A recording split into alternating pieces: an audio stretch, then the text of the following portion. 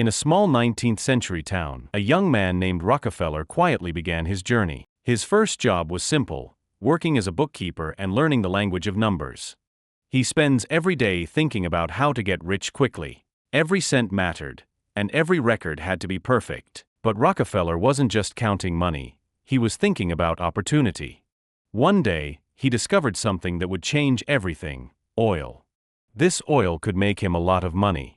He began planning to exploit them in the United States.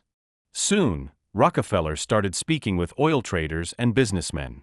And he made a decision that would define his future: investing in oil refining. Step by step, he walked toward his first refinery. He went on to sign a second contract, and many, many more after that. At the negotiation table, Rockefeller showed his true skill. Deal after deal began to close in his favor. He carefully supervised every part of the refinery operation. Then he studied the map, planning how oil would travel across the country. Expansion became the next goal. Production kept growing faster than anyone expected. Trains loaded with barrels of oil began traveling across the country, and he grew richer and richer. Refineries ran day and night, and the loop continues like that. And profits continued to rise. Money kept pouring in for him.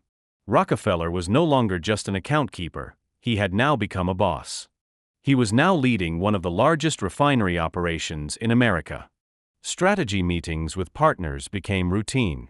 He watches industrial cities growing around the oil industry. On a map, Rockefeller dominates smaller oil companies. But then he wanted to export oil to other countries by ship. Even by train, he wanted all countries to buy his oil. At this point, he was truly at the peak of his career. He began thinking about controlling the oil of other countries. Large pipelines carry oil across vast distances. Rockefeller thinks about global oil strategy. He stands surrounded by massive oil storage tanks. Rockefeller walks inside a huge refinery. A map reveals his growing oil dominance. Everyone uses his oil. Tall industrial towers rise around the refinery. He manages a vast oil market network. Rockefeller stands above his expanding oil empire.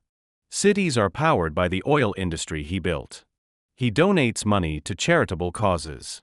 He started voluntary organizations. Hospitals receive funding from Rockefeller.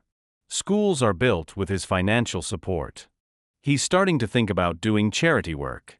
He walks peacefully through a quiet city. And he sat and reflected on his glorious youth. He looks at a map showing his vast oil empire. And as he grew older, Rockefeller simply stood aside and observed the world. He watches global industries changing over time.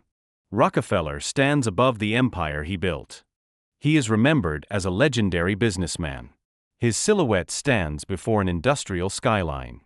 What began with a young man studying numbers by candlelight eventually became an empire that powered cities, moved nations, and reshaped the global economy, proving that the legacy of John D. Rockefeller would extend far beyond oil, leaving a permanent